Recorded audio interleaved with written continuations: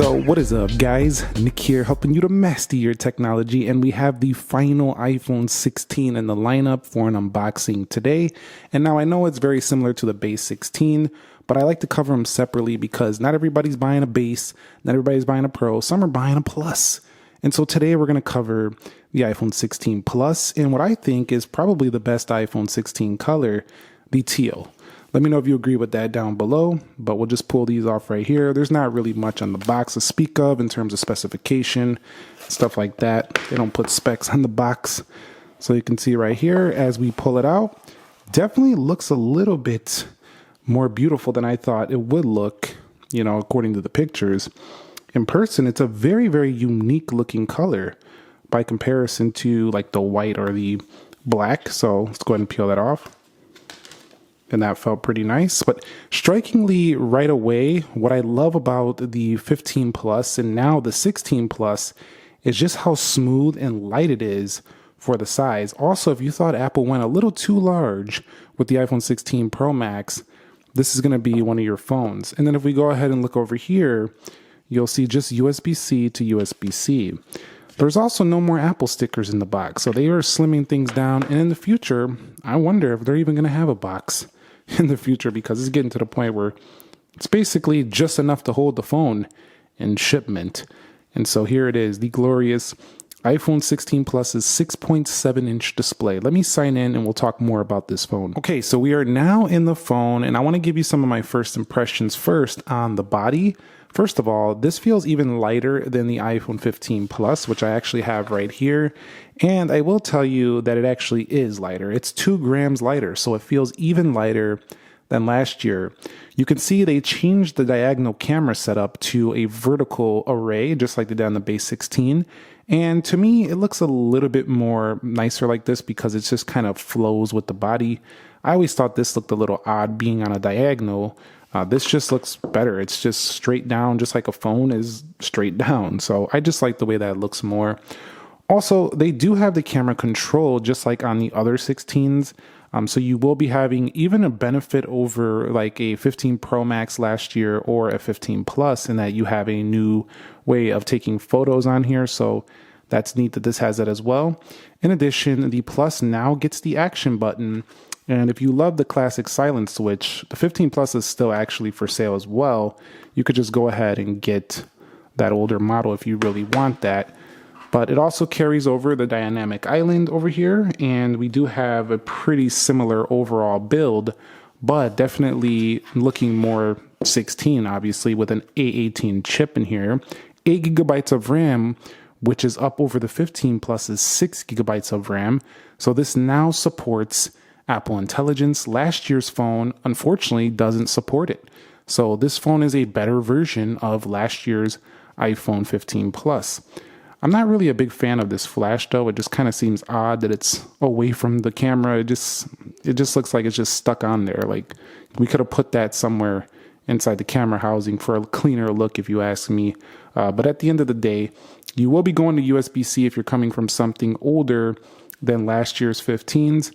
In addition to that, you will be having a smooth edge if you're used to one of the older phones with those sharper corners or having stainless steel. So this phone overall just feels like a very comfortable phone for a large phone.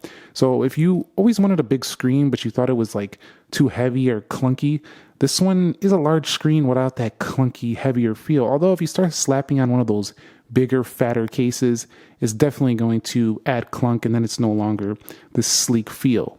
So my first impressions on the display is that it's once again a 60 hertz panel, and it does look smooth, don't get me wrong. It actually looks smoother than some older 60 hertz iPhones just because, I think it's because it's snappier, the faster CPU. It could also be because maybe some of the older iPhones get a little slowed down over the software updates, but it's pretty darn smooth even though this is not a 120 hertz refresh. And some people have mentioned that it doesn't really matter because, you know, when you are scrolling, the scrolling gets limited sometimes. In addition, when you're watching a video, you don't really even notice that stuff. So it might not be a deal breaker for some.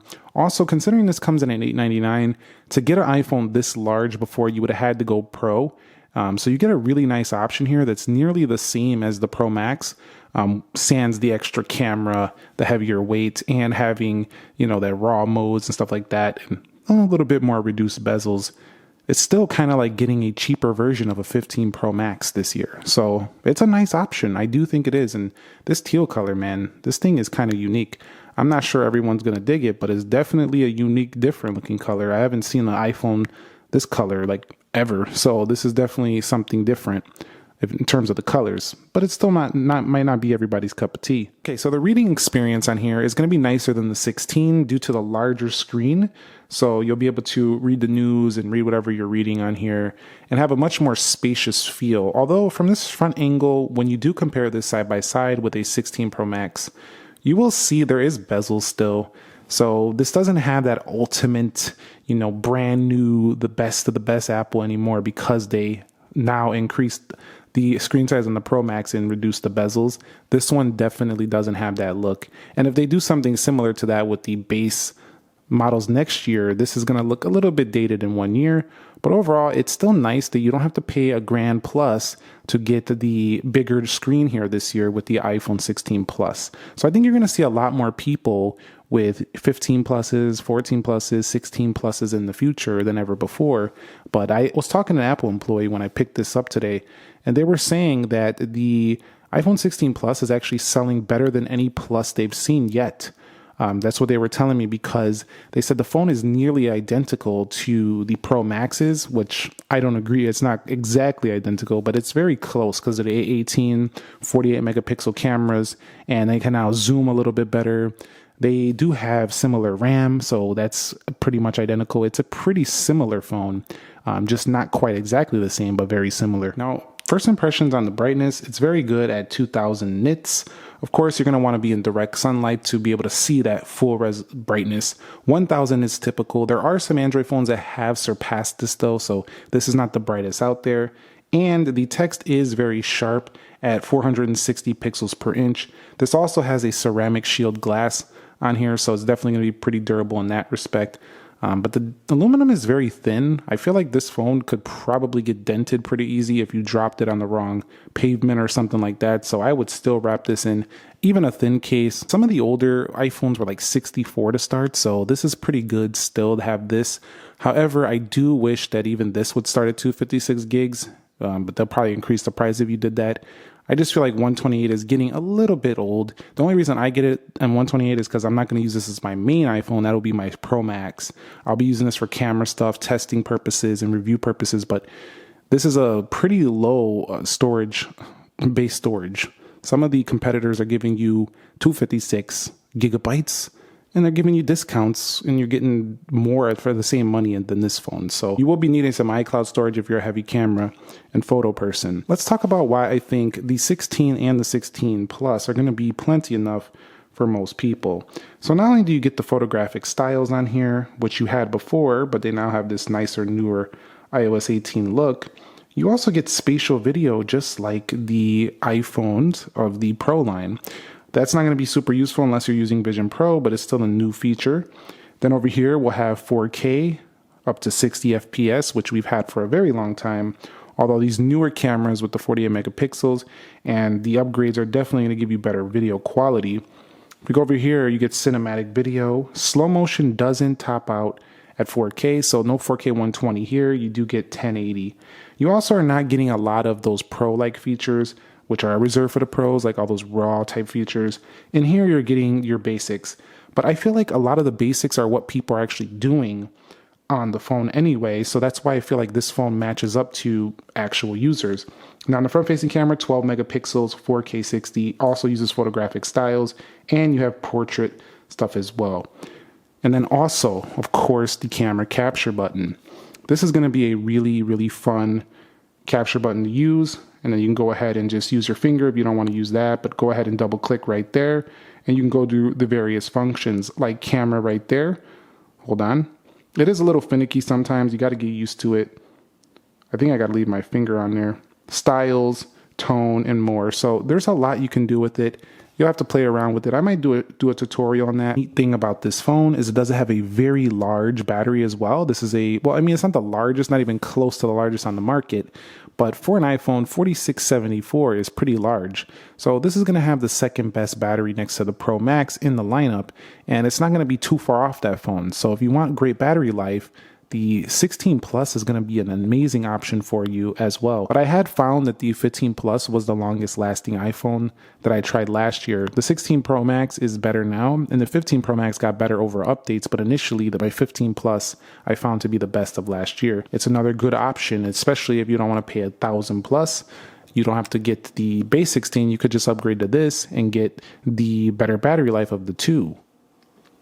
So wrapping it up, we don't have to talk much more. We do have new modems in here for the calls. So you do have a better phone call quality. Well, not really quality, but reception strength should be a little bit better.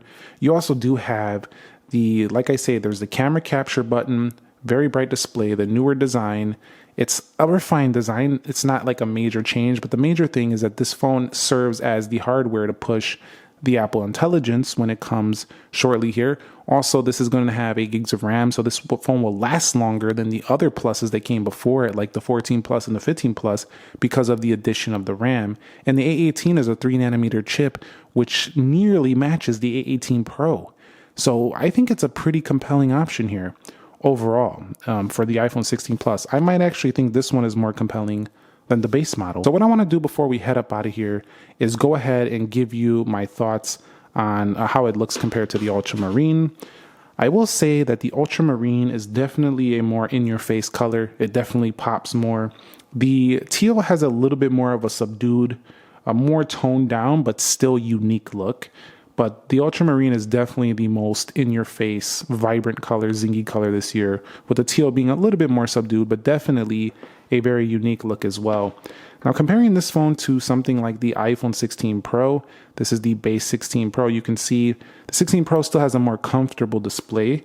Even though it's 6.3, this is 6.7, so the Plus is bigger than the 16 Pro, while still feeling comfortable though. It actually weighs exactly the same as the 16 Pro, so that's kind of nice.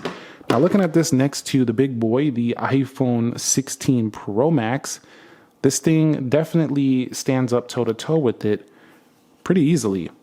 So I will say that you aren't missing out too much if you get the 15 Plus next to a 16 Pro Max, but if you want the ultimate size, you know that's the iPhone 16 Pro Max, don't you?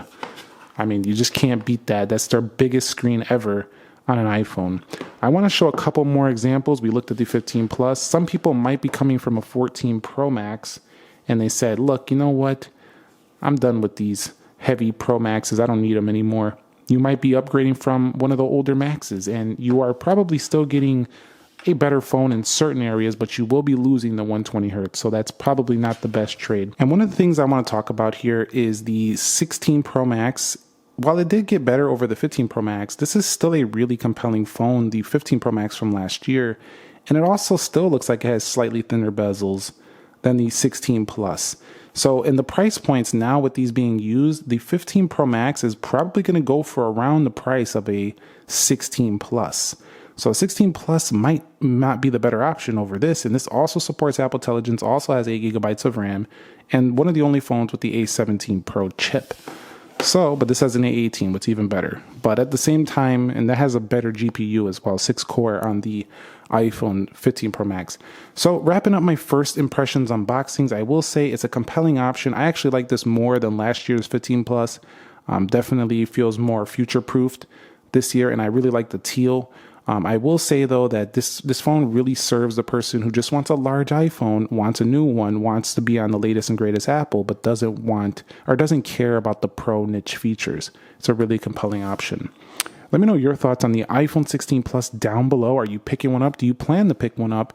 And stay tuned because I'm going to do some more comparisons with the larger 16 Plus versus some other phones. And if you have any requests or videos you want to see on this phone, drop those down below in the comments.